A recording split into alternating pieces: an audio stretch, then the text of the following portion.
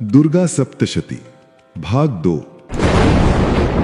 जय माता दी प्रिय भक्तों, दुर्गा सप्तशती के पहले भाग में हमने कुल 13 अध्यायों में से 6 अध्यायों का श्रवण किया, जिसमें हमने मधु कैटभ का वध, देवताओं के तेज द्वारा देवी का प्राकट्य और महिषासुर की सेना का वध, सेनापतियों सहित महिषासुर का वध, इंद्र आदि देवताओं द्वारा देवी की स्तुति, चंड मुंड के मुख से अंबिका के रूप की प्रशंसा सुनकर शुंभ का उनके पास दूध भेजना और दूत का निराश होकर लौटना, और धूम्रलोचन का वध आदि लीलाओं के बारे में विस्तार से जाना।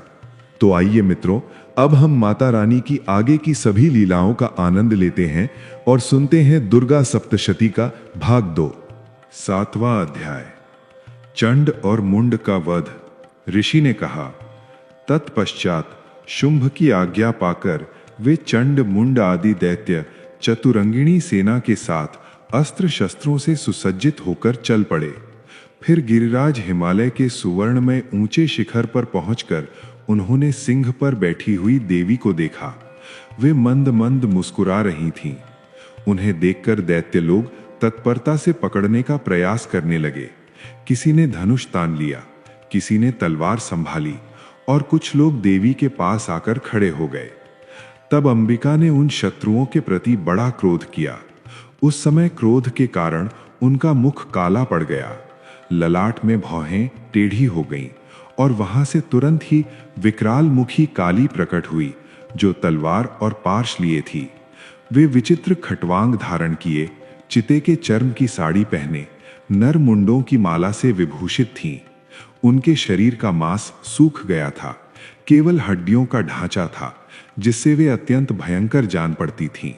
उनका मुख बहुत विशाल था, जीभ लपलपाने के कारण वे और भी डरावनी लग रही थीं। उनकी आंखें भीतर को धसी हुई और कुछ लाल थीं। वे अपनी भयंकर गर्जना से संपूर्ण दिशाओं को गुंजायमान कर रही थीं। बड़े बड़े दैत्यों का वध करती हुई वे कालिका देवी बड़े वेग से दैत्यों की उस सेना पर टूट पड़ी और उन सब का भक्षण करने लगी। वे पार्श्व रक्षकों, अंकुशधारी महावतों, योद्धाओं और घंटा सहित कितने ही हाथियों को एक ही हाथ से पकड़कर मुंह में डाल लेती थीं। इसी प्रकार घोड़े, रथ और सारथी के साथ रथी सैनिकों को मुंह में डालकर वे उन्हें बड़े भयानक रूप से चबा जाती थीं।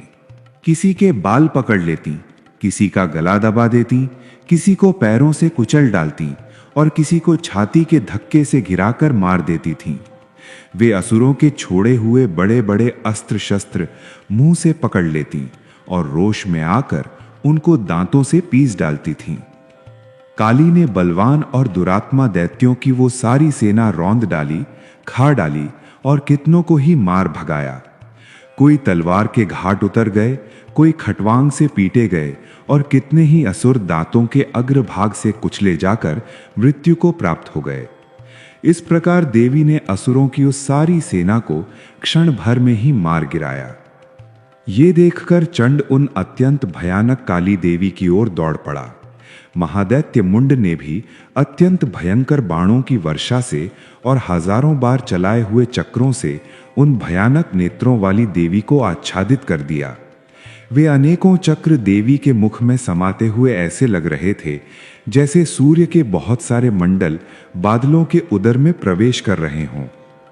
तब भयंकर गर्जना करने वाली काली ने अत्यंत रोष में आकर विकट अट्टहास्य किया। उस समय उनके विकराल बदन के भीतर कठिनता से देखे जा सकने वाले दांतों की प्रभा से वे अत्यंत उज्जवल दिखाई देती थीं। देवी ने बहुत बड़ी तलवार हाथ में लेकर हां का उच्चारण करके चंड पर धावा बोल दिया। उसके केश पकड़कर उसी तलवार से उसका मस्तक काट गिराया। चंड को मारा गया देखकर मुंड भी देवी की ओर दौड़ा और तब देवी ने रोष में आकर उसे भी तलवार से घायल करके धरती पर सुला दिया। महापराक्रमी चंड और मुंड को मारा गया देख मरने से बची हुई बाकी सेना भय से व्याकुल होकर चारों ओर भागने लगी। तत्पश्चात काली ने चंड और मुंड का मस्तक हाथ में लेकर चंडिका के पास जाकर प्रचंड अट्टहास करते हुए कहा, हे देवी, मैंने चंड और मुंड नामक इन 2 महापशुओं को तुम्हें भेंट किया है। अब युद्ध यज्ञ में तुम शुंभ और निशुंभ का स्वयं ही वध करना। इस प्रकार वहां लाए हुए चंड और मुंड नामक महादैत्यों को देखकर कल्याणमयी चंडी ने काली से मधुर वाणी में कहा, हे देवी, तुम चंड और मुंड को लेकर मेरे पास आई हो, इसलिए संसार में अब से तुम चामुंडा के नाम से विख्यात होगी।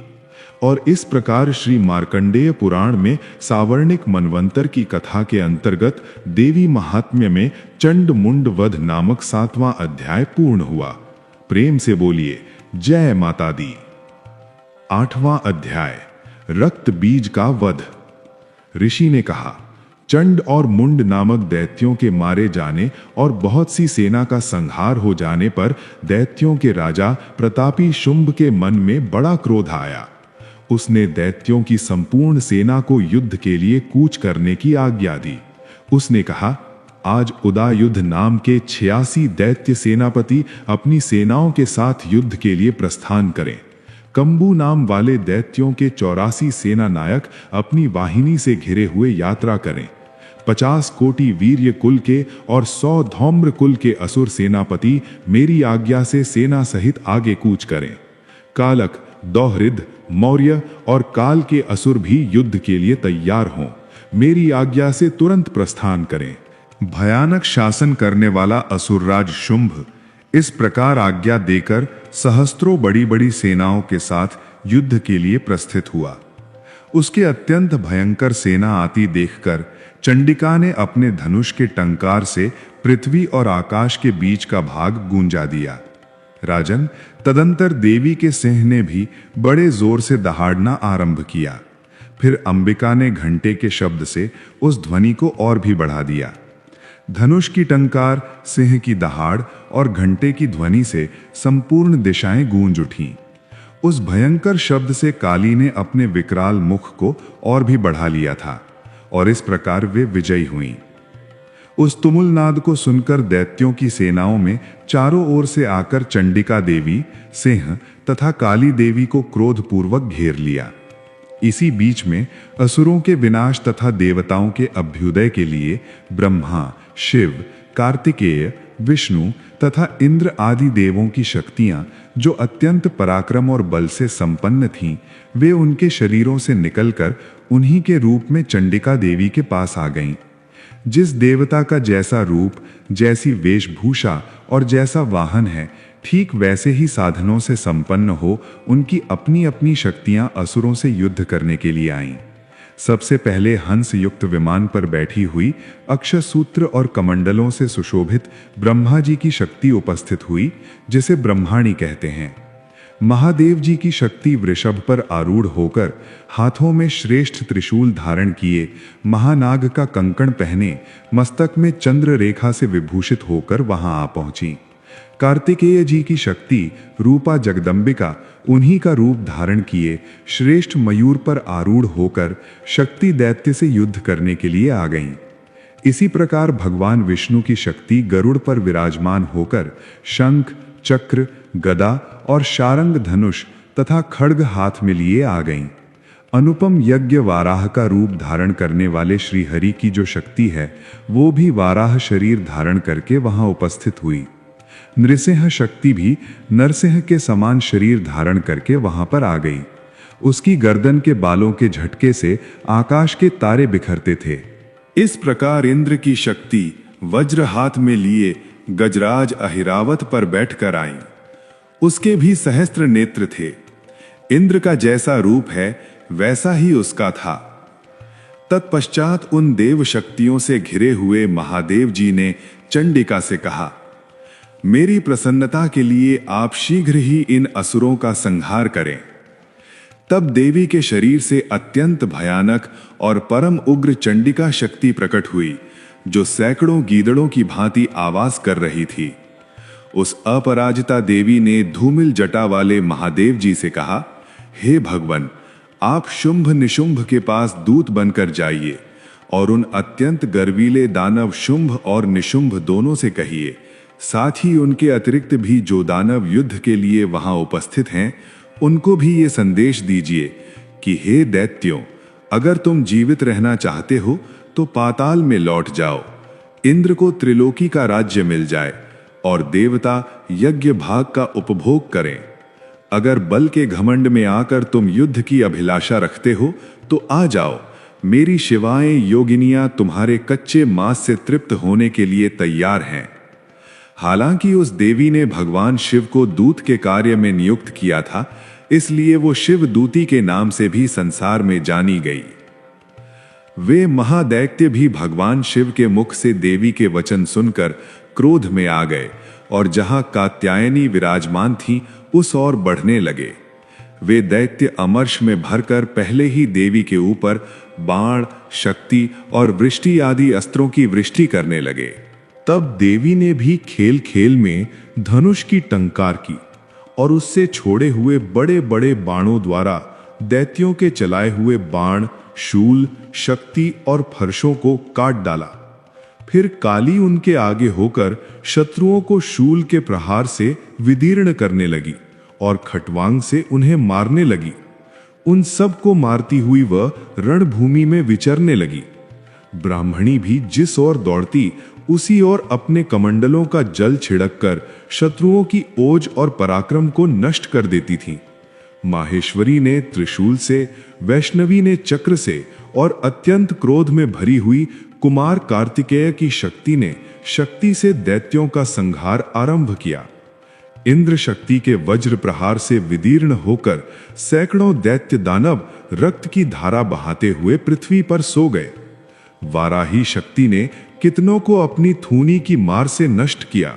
दाढ़ों के अग्रभाग से कितनों की ही छाती भेद डाली और कितने ही दैत्य उसके चक्र की चोट से विदीर्ण होकर गिर पड़े। नृसिंह भी दूसरे दूसरे महादैत्यों को अपने नखों से विदीर्ण करके खाने लगी और सिंहनाद से दिशाओं और आकाश को गूंजाती हुई युद्ध क्षेत्र में विचरने लगी। कितने ही असुर शिवदूती के प्रचंड अट्टहास्य में अत्यंत भयभीत होकर पृथ्वी पर गिर पड़े और गिरने पर उन्हें शिवदूती ने उस समय अपना ग्रास बना लिया। इस प्रकार क्रोध में भरे हुए मातृगणों को अनेक प्रकार के उपायों से बड़े बड़े असुरों का मर्दन करते हुए देखकर दैत्य सैनिक भाग खड़े हुए। मातृगणों से पीड़ित दैत्यों को युद्ध से भागते देखकर रक्तबीज नामक महादैत्य क्रोध में आ गया और युद्ध करने के लिए तत्पर हो गया। उसके शरीर से जब रक्त की बूंदें पृथ्वी पर गिरती तब उसी के समान शक्तिशाली एक दूसरा महादैत्य पृथ्वी पर उत्पन्न हो जाता। महासुर रक्तबीज हाथ में गदा लेकर इंद्र शक्ति के साथ युद्ध करने लगा। तब इंद्री ने अपने वज्र से रक्तबीज को मारा। वज्र से घायल होने पर उसके शरीर से बहुत सा रक्त चूने लगा और उससे उसी के समान रूप और पराक्रम वाले योद्धा खड़े हो गए। उसके शरीर से रक्त की जितनी भी बूंदें गिरीं, उतने ही पुरुष उत्पन्न हो गए थे। वे सब रक्तबीज के समान ही वीर्यवान, बलवान और पराक्रमी थे। वे रक्त से उत्पन्न होने वाले पुरुष भी अत्यंत भयंकर अस्त्र शस्त्रों का प्रहार करते हुए वहां मातृगणों के साथ घोर युद्ध करने लगे। पुनः वज्र के प्रहार से जब उसका मस्तक घायल हुआ तब रक्त बहने लगा और उससे हजारों पुरुष उत्पन्न हो गए।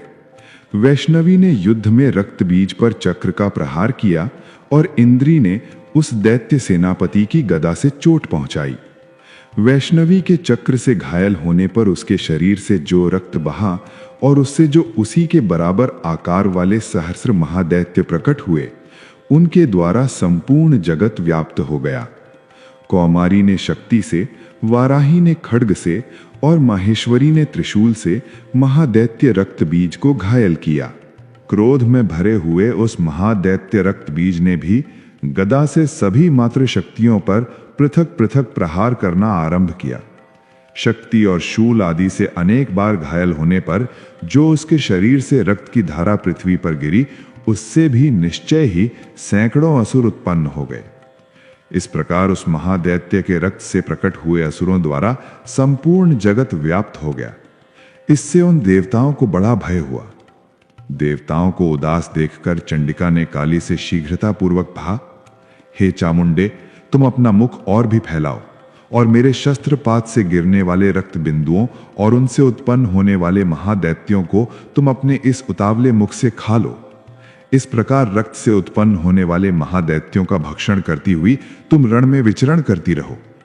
ऐसा करने से उस दैत्य का सारा रक्त क्षीण हो जाएगा और वह स्वयं ही नष्ट हो जाएगा। उन भयंकर दैत्यों को जब तुम खा जाओगी तब दूसरे नए दैत्य उत्पन्न नहीं हो पाएंगे। काली से यूं कहकर चंडिका देवी ने शूल से रक्त बीज को मारा और काली ने अपने मुख में उसका रक्त ले लिया। तब उसने वहां चंडिका पर गदा से प्रहार किया, लेकिन उस गदापात ने देवी को तनिक भी हिलाया नहीं और वेदना भी नहीं पहुंचाई। रक्त बीज के घायल शरीर से बहुत सा रक्त गिरा, लेकिन ज्यों ही वो गिरा त्यों ही चामुंडा ने उसे अपने मुख में ले लिया।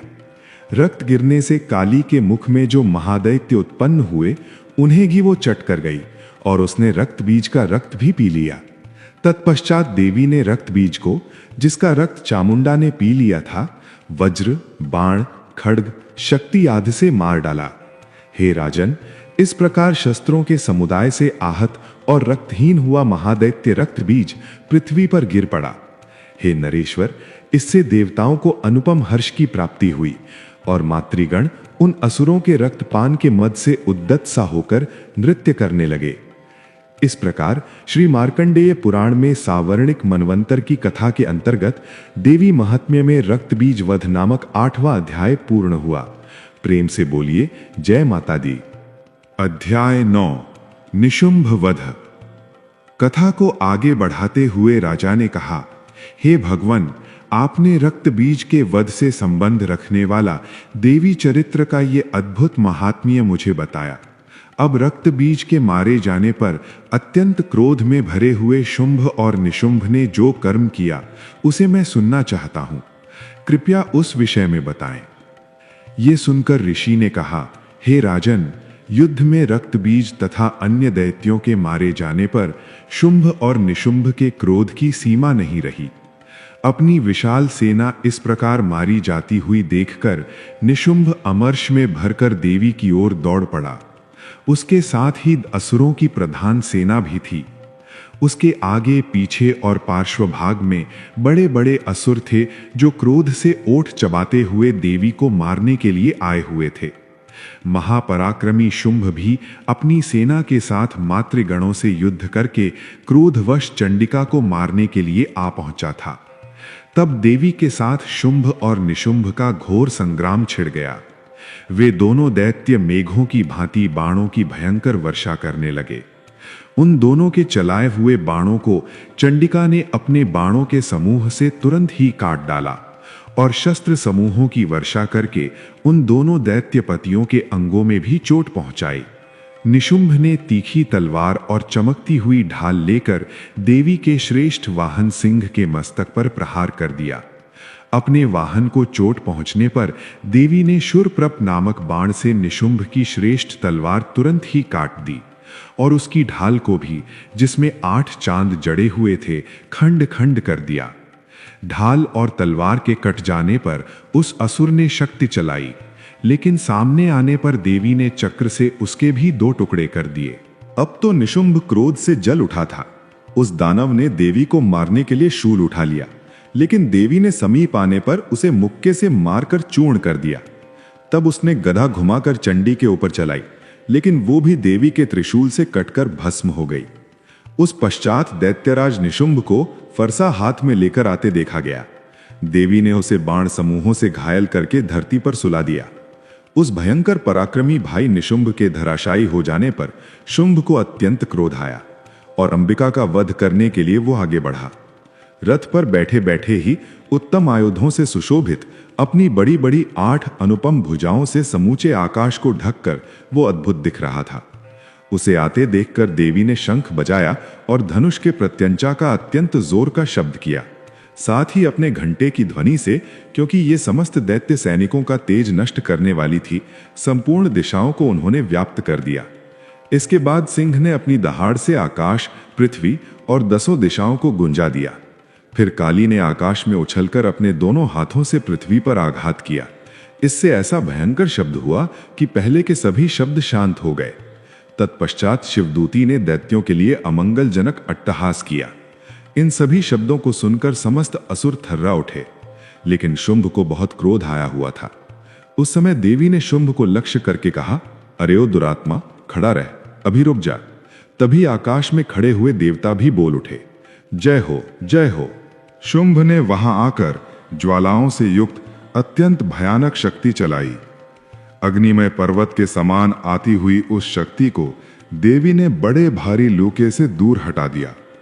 उस समय शुंभ के सिंहनाद से तीनों लोक गूंज उठे। हे राजन, उसकी प्रतिध्वनि से वज्रपात के समान भयानक शब्द हुआ, जिसने अन्य सभी शब्दों को जीत लिया। शुंभ के चलाए हुए बाणों को देवी ने और देवी के चलाए हुए बाणों को शुंभ ने अपने भयंकर बाणों द्वारा सैकड़ों और हजारों टुकड़े कर दिए। तब क्रोध में भरी हुई चंडिका ने शुंभ को शूल से मार दिया। उसके आघात से मूर्छित होकर वो पृथ्वी पर गिर पड़ा। इतने में ही निशुंभ को फिर से चेतना आ गई। उसने धनुष हाथ में लेकर बाणों द्वारा देवी काली और सिंह को घायल कर दिया। फिर उस दैत्यराज ने 10,000 बाहें बनाकर चक्रों के प्रहार से चंडिका को आच्छादित कर दिया। तब दुर्गम पीड़ा नाश करने वाली भगवती दुर्गा ने कुपित होकर अपने बाणों से उन चक्रों और बाणों को काट गिराया। ये देखकर निशुंभ दैत्य सेना के साथ चंडिका का वध करने के लिए हाथ में गदा लेकर बड़े वेग से दौड़ पड़ा। उसके आते ही चंडी ने तीखी धार वाली तलवार से उसकी गदा शीघ्र ही काट डाली। तब उसने शूल हाथ में लिया। देवताओं को पीड़ा देने वाले निशुंभ को शूल हाथ में लिए आते देखकर चंडिका ने वेग से चलाए हुए अपने शूल से उसकी छाती को छेद डाली। शूल से विदीर्ण हो जाने पर उसकी छाती से एक दूसरा महाबली और महापराक्रमी पुरुष निकल आया। उस निकलते हुए पुरुष की बात सुनकर देवी ठठाकर हंस पड़ी और खड्ग से उन्होंने उसका मस्तक भी काट डाला। फिर वो पृथ्वी पर गिर पड़ा। तत्पश्चात सिंह अपनी दाढ़ों से असुरों की गर्दन कुचलकर खाने लगा। ये बड़ा भयंकर दृश्य था। उधर काली और शिवदूती ने भी अन्य दैत्यों का भक्षण आरंभ कर दिया। कौमारी की शक्ति से विदीर्ण होकर कितने ही महादैत्यों का नाश हुआ। ब्रह्माणी के मंत्रपूत जल से निस्तेज होकर कितने ही भागने लगे। कितने ही दैत्य माहेश्वरी के त्रिशूल से छिन्न भिन्न होकर धराशायी हुए। वाराही के थुत्थुन के आघात से कितने ही पृथ्वी पर गिर पड़े। वैष्णवी ने अपने चक्र से दानवों को टुकड़े टुकड़े कर दिया। इंद्री के हाथ से छूटे हुए वज्र से भी कितने ही प्राणों से हाथ धो बैठे। कुछ असुर नष्ट हो गए, कुछ महायुद्ध से भाग गए और कितने ही काली, शिवदूती और सिंह के ग्रास बन गए। इस प्रकार श्री मार्कंडेय पुराण में सावर्णिक मनवंतर की कथा के अंतर्गत देवी महात्म्य में निशुंभ वध नामक 9वां अध्याय पूर्ण हुआ। प्रेम से बोलिए जय माता दी। भक्तों, दुर्गा सप्तशती के 10वें अध्याय का श्रवण करने से पहले आपसे निवेदन है कि इस वीडियो को लाइक करके अपने मित्रों तथा परिवारजनों को भी शेयर कीजिए। और अगर अभी तक आपने इस चैनल को सब्सक्राइब नहीं किया है तो याद से चैनल को सब्सक्राइब कर लें। कमेंट में जय माता दी लिखकर माता का जयकारा अवश्य लगाएं। हम माता रानी से यही प्रार्थना करते हैं कि मां भगवती दुर्गा आपकी और आपके परिवार की हर इच्छा और मनोकामना को पूर्ण करें, आपको सुख, स्वास्थ्य, समृद्धि और भक्ति प्रदान करें। प्रेम से बोलिए जय माता दी। 10वां अध्याय शुंभ वध कथा। कथा को आगे बढ़ाते हुए ऋषि ने कहा, हे राजन, अपने प्राणों के समान प्यारे भाई निशुंभ को मारा हुआ देखकर और सारी सेना का संहार होते जानकर शुंभ कुपित हुआ और बोला, अरे यो दुष्ट दुर्गे, तू बल के अभिमान में आकर झूठ मूठ का घमंड कर रही है। तू बड़ी माननी बनी हुई है, लेकिन दूसरी स्त्रियों के बल का सहारा लेकर लड़ती है। उसकी ये बात सुनकर देवी ने कहा, ओ दुष्ट, मैं अकेली ही हूं। इस संसार में मेरे सिवा दूसरी कौन है? देख, ये मेरी ही विभूतियां हैं, अतः मुझ में ही प्रवेश कर रही हैं। तत्पश्चात ब्रह्माणी आदि समस्त देवियां अंबिका देवी के शरीर में लीन हो गईं। उस समय केवल अंबिका देवी ही रह गईं। तब देवी ने कहा, मैं अपने ऐश्वर्य शक्ति से अनेक रूपों में यहां उपस्थित हुई थी। उन सभी रूपों को मैंने अब समेट लिया है। अब मैं अकेली ही युद्ध में खड़ी हूं। अब तुम भी स्थिर हो जाओ। तत्पश्चात देवी और शुंभ दोनों में सभी देवताओं और दानवों के देखते देखते भयंकर युद्ध छिड़ गया।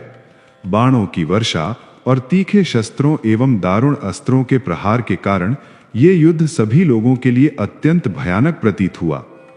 उस समय अंबिका देवी ने जो सैकड़ों दिव्य अस्त्र छोड़े, उन्हें दैत्यराज शुंभ ने अपने निवारक अस्त्रों द्वारा काट डाला।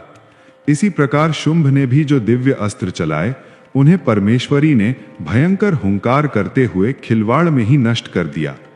तब उस असुर ने सैकड़ों बाणों से देवी को आच्छादित कर दिया। ये देखकर क्रोध में भरी हुई देवी ने भी बाण मारकर उसका धनुष काट डाला।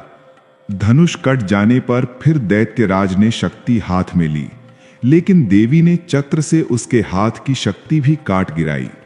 तत्पश्चात दैत्यों के स्वामी शुंभ ने 100 चांद वाली चमकती हुई ढाल और तलवार हाथ में लेकर उस समय देवी पर धावा बोल दिया। उसके आते ही चंडिका ने अपने धनुष से छोड़े हुए तीखे बाणों द्वारा उसकी सूर्य किरणों के समान उज्जवल ढाल और तलवार को तुरंत काट गिराया। फिर उस दैत्य के घोड़े और सारथी मारे गए। धनुष तो पहले ही कट चुका था, अब उसने अंबिका को मारने के लिए भयंकर मुदगर हाथ में लिया। उसे आते देखकर देवी ने अपने तीक्ष्ण बाणों से उसका मुदगर भी काट डाला। इतना होने पर भी वो असुर मुक्का तानकर बड़े वेग से देवी की ओर झपट पड़ा। उस दैत्यराज ने देवी की छाती में मुक्का मारा, तब देवी ने उसकी छाती में एक चांटा चढ़ा दिया। देवी का थप्पड़ खाकर दैत्यराज शुंभ पृथ्वी पर गिर पड़ा, लेकिन पुनः सहसा पूर्ववत उठकर खड़ा हो गया। फिर वो उछला और देवी को ऊपर ले जाकर आकाश में खड़ा हो गया। तब चंडिका आकाश में भी बिना किसी आधार के शुंभ के साथ युद्ध करने लगी। उस समय दैत्य और चंडिका आकाश में एक दूसरे से लड़ने लगे। उनका वो युद्ध पहले सिद्ध और मुनियों को भी विस्मय में डालने वाला हुआ। फिर अंबिका ने शुंभ के साथ बहुत देर तक युद्ध करने के पश्चात उसे उठाकर घुमाया और पृथ्वी पर पटक दिया। पटके जाने के बाद वो दुष्ट दैत्य पुनः चंडिका का वध करने के लिए उनकी ओर वेग से दौड़ा। तब समस्त दैत्यों के राजा शुंभ को अपनी ओर आते हुए देखकर देवी ने त्रिशूल से उसकी छाती को चीरकर उसे पृथ्वी पर पुनः गिरा दिया। देवी के शूल की धार से घायल होने पर उसके प्राण उड़ गए और वह समुद्रों, द्वीपों तथा पर्वतों सहित संपूर्ण पृथ्वी को कंपाता हुआ भूमि पर गिर पड़ा। उस दुरात्मा के मारे जाने पर संपूर्ण जगत प्रसन्न और पूर्णतः स्वस्थ हो गया। आकाश स्वच्छ दिखाई देने लगा। पहले जो उत्पात सूचक मेघ और उल्कापात होते थे, वे सभी शांत हो गए। नदियां भी अपने ठीक मार्ग से बहने लगीं। उस समय शुंभ की मृत्यु के बाद संपूर्ण देवताओं का हृदय हर्ष से भर गया। गंधर्व गण मधुर गीत गाने लगे, दूसरे गंधर्व बाजे बजाने लगे और अप्सराएं नृत्य करने लगीं। पवित्र वायु बहने लगी, सूर्य की प्रभा उत्तम हो गई, अग्निशाला की बुझी हुई आग अपने आप प्रज्वलित हो उठी और संपूर्ण दिशाओं के भयंकर ध्वनि शांत हो गए। इस प्रकार श्री मार्कंडेय पुराण में सावर्णिक मनवंतर की कथा के अंतर्गत देवी महात्म्य में शुंभ वध नामक 10वां अध्याय पूर्ण हुआ। प्रेम से बोलिए जय माता दी। 11वां अध्याय देवताओं द्वारा देवी की स्तुति और देवी द्वारा देवताओं को वरदान। कथा का श्रवण कराते हुए ऋषि ने कहा, देवी के द्वारा वहां महादैत्यपति शुंभ के मारे जाने पर इंद्र इत्यादि सभी देवता अग्नि को आगे करके कात्यायनी देवी की स्तुति करने लगे। उस समय अभीष्ट वर की प्राप्ति हो जाने से उनके मुख कमल चमक उठे थे और उनके प्रकाश से दिशाएं भी जगमगा रही थीं। सभी देवताओं ने कहा, हे शरणागत की पीड़ा दूर करने वाली देवी, हम पर प्रसन्न होइए। हे संपूर्ण जगत की माता, प्रसन्न होइए। हे विश्वेश्वरी, विश्व की रक्षा करें। हे देवी, आप ही चराचर जगत की अधेश्वरी हैं। आप इस जगत का एकमात्र आधार हैं, क्योंकि पृथ्वी रूप में आप ही स्थित हैं। हे देवी, आपका पराक्रम अलंघनीय है। आप जल रूप में स्थित होकर संपूर्ण जगत को तृप्त करती हैं। आप अनंत बल संपन्न वैष्णवी शक्ति हैं। इस विश्व की कारण भूता परमाया हैं।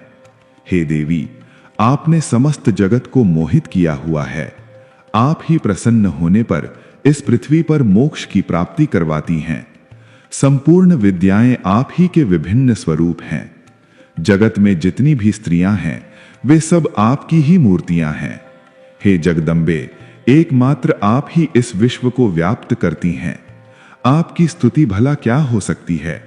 आप तो स्तवन करने योग्य पदार्थों से भी परे और परावाणी हैं। जब आप सर्वस्वरूपा देवी स्वर्ग तथा मोक्ष प्रदान करने वाली हैं, तब इसी रूप में आपकी स्तुति हो गई। आपकी स्तुति के लिए इससे अच्छी उक्तियां और क्या हो सकती हैं।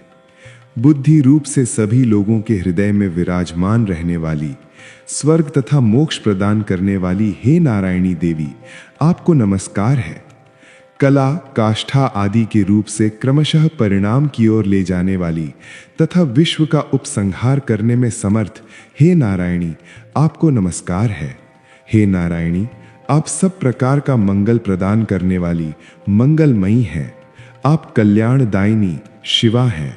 सब पुरुषार्थों को सिद्ध करने वाली शरणागत वत्सला, 3 नेत्रों वाली और गौरी हैं। आपको नमस्कार है। आप सृष्टि, पालन और संहार की शक्ति हैं। भूता सनातनी देवी, गुणों का आधार और सर्वगुणमयी है।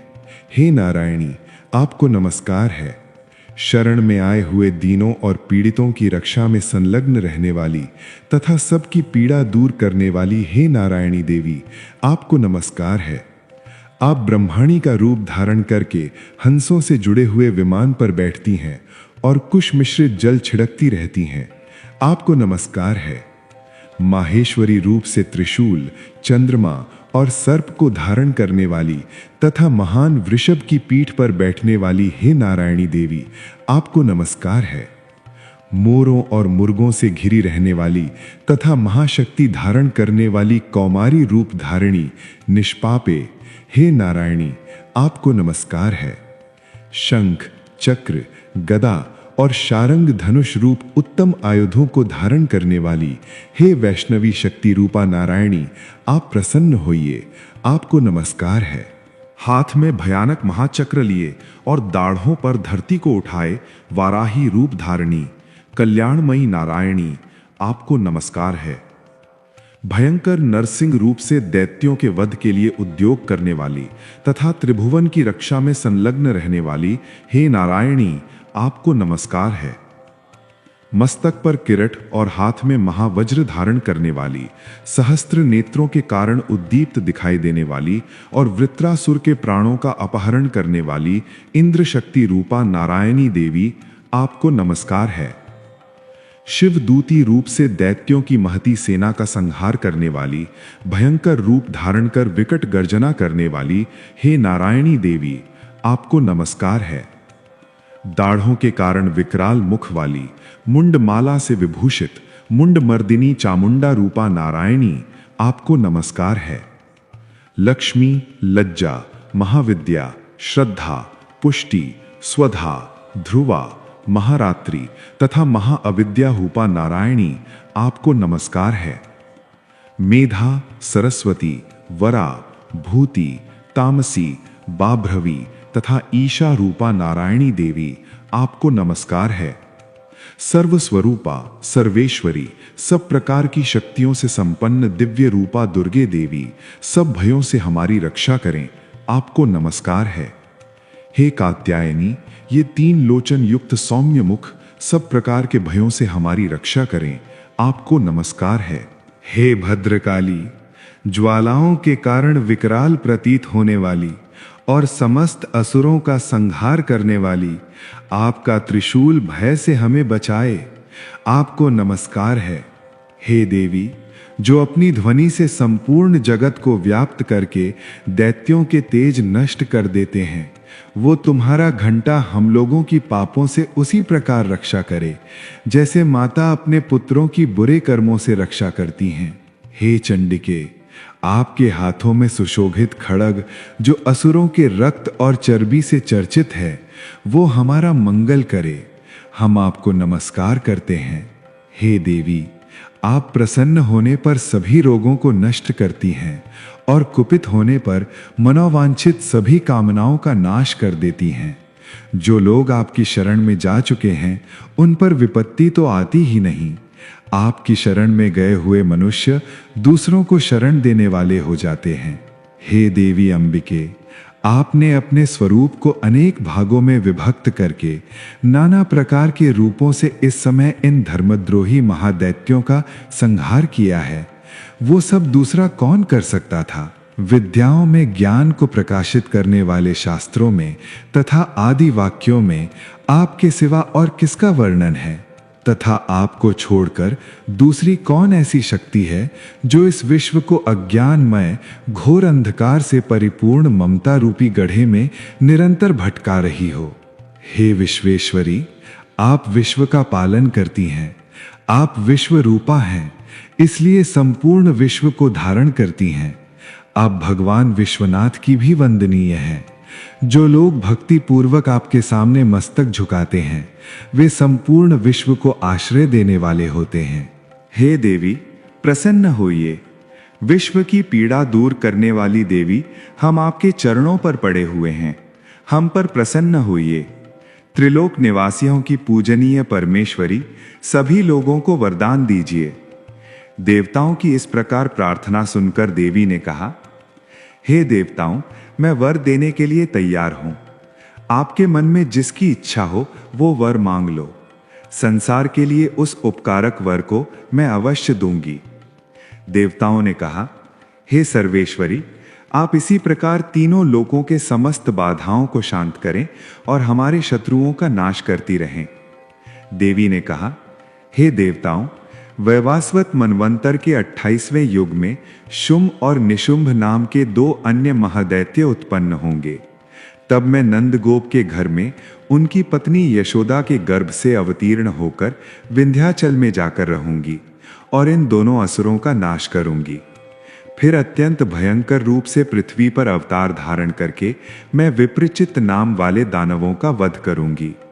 उन भयंकर महादैत्यों को भक्षण करते समय मेरे दांत अनार के फूल की भांति लाल हो जाएंगे। तब स्वर्ग में देवता और मृत्युलोक में मनुष्य सदैव मेरी स्तुति करते हुए मुझे रक्तदिका कहेंगे।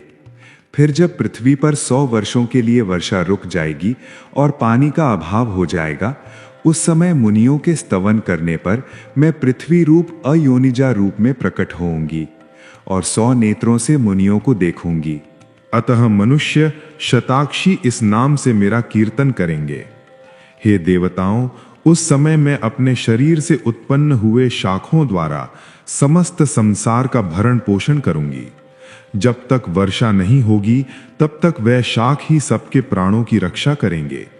ऐसा करने के कारण पृथ्वी पर शाकंभरी के नाम से मेरी ख्याति होगी। उस अवतार में मैं दुर्गम नामक महादैत्य का वध करूंगी। इससे मेरा नाम दुर्गा देवी के रूप में प्रसिद्ध होगा। फिर मैं जब भीम रूप धारण करके मुनियों की रक्षा के लिए हिमालय पर रहने वाले राक्षसों का भक्षण करूंगी, उस समय सभी मुनि भक्ति से नतमस्तक होकर मेरी स्तुति करेंगे और तब मेरा नाम भीमा देवी के रूप में विख्यात होगा। जब अरुण नामक दैत्य तीनों लोकों में भारी उपद्रव मचाएगा, तब मैं तीनों लोकों के हित करने के लिए 6 पैरों वाले असंख्य भ्रमरों का रूप धारण करके उस महादैत्य का वध करूंगी और उस समय सभी लोग भ्रामरी के नाम से चारों ओर मेरी स्तुति करेंगे। इस प्रकार जब संसार में दानवी बाधा उपस्थित होगी, तब तब अवतार लेकर मैं शत्रुओं का संहार करूंगी। इस प्रकार श्री मार्कंडेय पुराण में सावर्णिक मनवंतर की कथा के अंतर्गत देवी महात्म्य में देवी स्तुति नामक 11वां अध्याय पूर्ण हुआ। प्रेम से बोलिए जय माता दी। 12वां अध्याय देवी चरित्रों के पाठ का महात्म्य। देवी ने कहा, हे देवताओं, जो एकाग्रचित होकर प्रतिदिन इन स्तुतियों से मेरा स्तवन करेगा, उसकी सारी बाधाएं मैं निश्चय ही दूर करूंगी। जो मधुकटप का नाश, महिषासुर का वध तथा शुभ निशुंभ के संहार के प्रसंग का पाठ करेंगे, तथा अष्टमी, चतुर्दशी और नवमी को भी एकाग्रचित होकर भक्तिपूर्वक मेरे उत्तम महात्म्य का श्रवण करेंगे, उन्हें कोई पाप नहीं छू सकेगा। उन पर पाप जनित आपत्तियां भी नहीं आएंगी। उनके घर में कभी दरिद्रता नहीं होगी और उन्हें कभी प्रेमी जनों के विच्छोहों का कष्ट भी नहीं भोगना पड़ेगा। इतना ही नहीं, उन्हें शत्रु से, लुटेरों से, राजा से, शस्त्र से, अग्नि से तथा जल की आपत्तियों से भी कभी भय नहीं होगा। इसलिए सबको एकाग्रचित होकर भक्तिपूर्वक मेरे इस महात्म्य को सदैव पढ़ना और सुनना चाहिए। ये परम कल्याणकारी है। मेरा महात्म्य महामारी जनित समस्त उपद्रवों तथा आध्यात्मिक, भौतिक और मानसिक तीनों प्रकार के उत्पातों को शांत करने वाला है। मेरे जिस मंदिर में प्रतिदिन विधि पूर्वक मेरे इस महात्म्य का पाठ किया जाता है, उस स्थान को मैं कभी नहीं छोड़ती। वहां सदैव ही मेरा सन्निधान बना रहता है। बलिदान, पूजा, होम तथा महोत्सव के अवसरों पर मेरे इस चरित्र का पूरा पाठ और श्रवण करना चाहिए। ऐसा करने पर मनुष्य विधि को जानकर या बिना जाने भी मेरे लिए जो बलि, पूजा या होम करेगा, उसे मैं बड़ी प्रसन्नता के साथ ग्रहण करूंगी। शरद काल में जो वार्षिक महापूजा की जाती है, उस अवसर पर जो मेरे इस महात्म को भक्तिपूर्वक सुनेगा, वो मनुष्य मेरे प्रसाद से सभी बाधाओं से मुक्त और धन, धान्य तथा पुत्र से संपन्न होगा। इसमें तनिक भी संदेह नहीं है। मेरे इस महात्म, मेरे प्रादुर्भाव की सुंदर कथाएं तथा युद्ध में किए हुए मेरे पराक्रम सुनने से मनुष्य निर्भय बन जाता है। मेरे महात्म का श्रवण करने वाले पुरुषों के शत्रु नष्ट हो जाते हैं, उन्हें कल्याण की प्राप्ति होती है और उनका कुल आनंदित रहता है। सर्वत्र शांति, कर्म में बुरे स्वप्न दिखाई देने पर तथा ग्रह जनित भयंकर पीड़ा उपस्थित होने पर मेरा महात्म श्रवण करना चाहिए। इससे सभी विघ्न तथा भयंकर ग्रह पीड़ाएं शांत हो जाती हैं और मनुष्यों द्वारा देखा हुआ दुस्वप्न शुभ स्वप्न में परिवर्तित हो जाता है। बाल ग्रहों से आक्रांत हुए बालकों के लिए यह महात्म शांति कारक है और मनुष्यों के संगठन में फूट होने पर यह अच्छी प्रकार मित्रता कराने वाला होता है। यह महात्म समस्त दुराचारियों के बल का नाश करने वाला है। इसके पाठ मात्र से, श्रवण मात्र से राक्षसों, भूतों और पिशाचों का नाश हो जाता है। मेरा यह महात्म सर्व संपत्ति और साम्यक की प्राप्ति कराता है।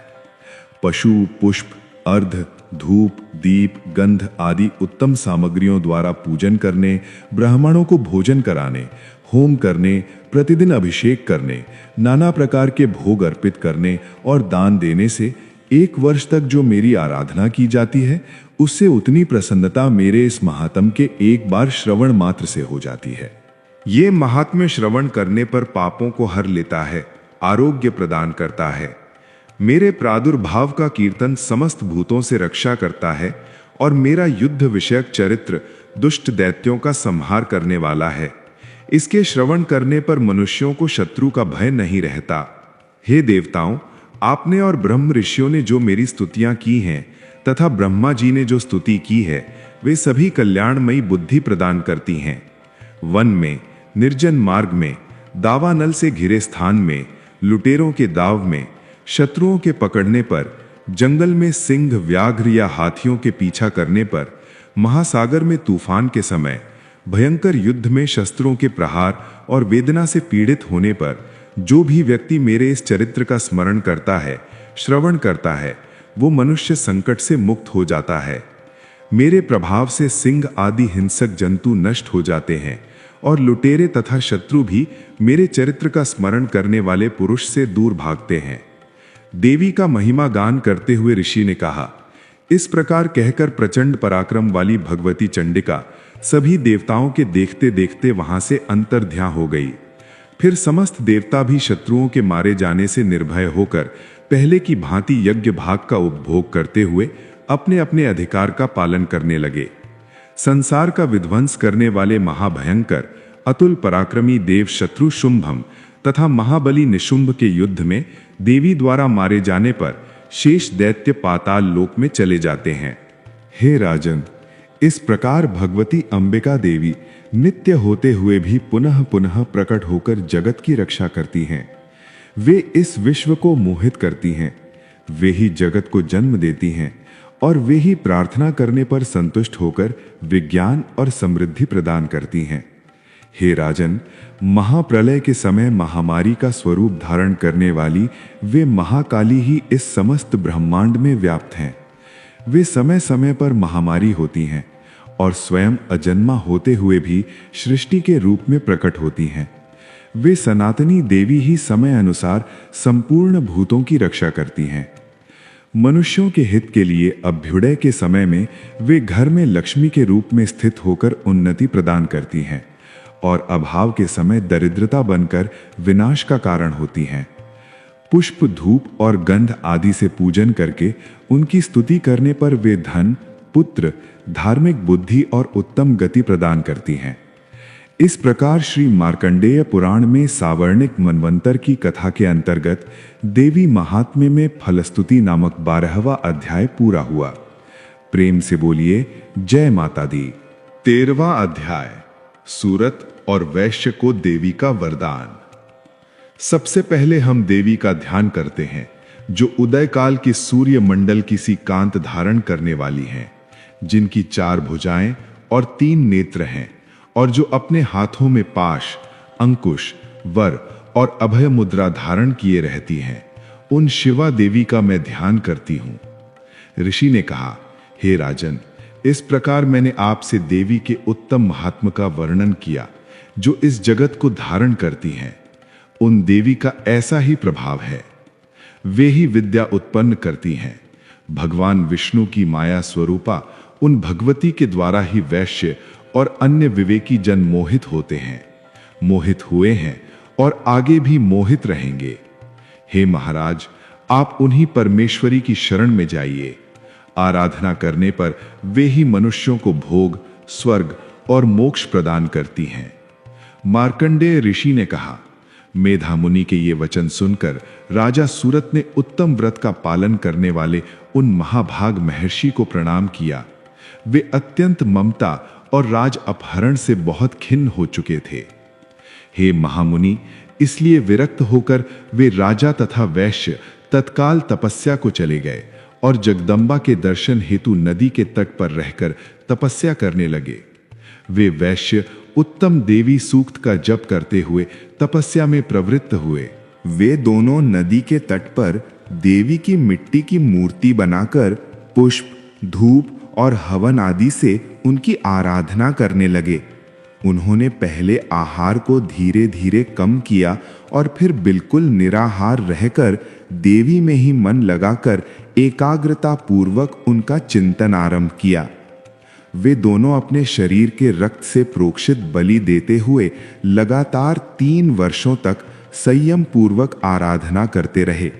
इस पर प्रसन्न होकर जगत को धारण करने वाली चंडिका देवी ने उन्हें प्रत्यक्ष दर्शन दिए और उनसे कहा, हे राजन तथा अपने कुल को आनंदित करने वाले हे वैश्य, आप लोग जिस वस्तु की अभिलाषा रखते हैं वह मुझसे मांगो, मैं संतुष्ट हूं, अतः तुम्हें सब कुछ दूंगी। तब राजा ने दूसरे जन्म में नष्ट न होने वाला राज्य मांगा और इस जन्म में भी शत्रुओं की सेना को नष्ट करके पुनः अपना राज्य प्राप्त करने का वरदान मांगा। वैश्य का चित्त संसार की ओर से खिन्न और विरक्त हो चुका था और वे बड़े बुद्धिमान भी थे, अतः उन्होंने ममता और अहंकार रूप आसक्ति का नाश करने वाला ज्ञान मांगा। तब देवी ने कहा, हे राजन, तुम थोड़े ही दिनों में शत्रुओं को मारकर अपना राज्य प्राप्त कर लोगे। अब तुम्हारा राज्य स्थिर रहेगा। मृत्यु के पश्चात तुम भगवान विवस्वान के अंश से जन्म लेकर इस पृथ्वी पर सावर्णिक मनु के नाम से विख्यात होगे। हे वैश्य, तुमने जिस वर को मुझसे प्राप्त करने की इच्छा की है, अब उसे देती हूं। तुम्हें मोक्ष के लिए ज्ञान प्राप्त होगा। मार्कंडेय जी ने इस कथा का समापन करते हुए कहा, इस प्रकार उन दोनों को मनोवांछित वरदान देकर और उनके द्वारा भक्ति पूर्वक अपनी स्तुति सुनकर देवी अंबिका तत्काल अंतर ध्यान हो गईं। इस प्रकार देवी से वरदान पाकर क्षत्रियों में श्रेष्ठ सूरत सूर्य से जन्म लेकर सावर्णी नामक मनु होंगे। इस प्रकार श्री मार्कंडेय पुराण में सावर्णिक मनवंतर की कथा के अंतर्गत देवी महात्म्य में सूरत और वैश्य को वरदान नामक 13वां अध्याय पूर्ण हुआ और इसी के साथ दुर्गा सप्तशती का पाठ भी संपन्न हुआ। प्रेम से बोलिए जय माता दी। मित्रों, हमें आशा है कि ये पाठ सुनकर आपको देवी भगवती के प्रति भक्ति का विस्तार करने में सहायता मिली होगी। नवरात्रि के इन पावन दिनों में हमारे चैनल पर दुर्गा सप्तशती पाठ का श्रवण करने का आपका अनुभव कैसा रहा, ये हमें नीचे कमेंट बॉक्स में लिखकर अवश्य बताइएगा। आपके अनुभव जानने के लिए हम उत्सुक रहते हैं। इस वीडियो को लाइक करके अपने मित्रों तथा परिवारजनों को भी शेयर कीजिए और अगर अभी तक आपने इस चैनल को सब्सक्राइब नहीं किया है तो याद से अपने इस चैनल को सब्सक्राइब कर लें। हम देवी दुर्गा से यही प्रार्थना करते हैं कि मां भगवती दुर्गा आपकी और आपके परिवार की हर इच्छा मनोकामना को पूर्ण करें, आपको सुख, स्वास्थ्य, समृद्धि और भक्ति प्रदान करें। इसी प्रार्थना के साथ आज की इस कथा को यहीं पर विराम देते हैं। हम आपसे मिलेंगे ऐसी अन्य प्रमाणभूत जानकारी और कथाओं के साथ बहुत जल्द। जयकारा शेरावाली दा, बोल साचे दरबार की जय।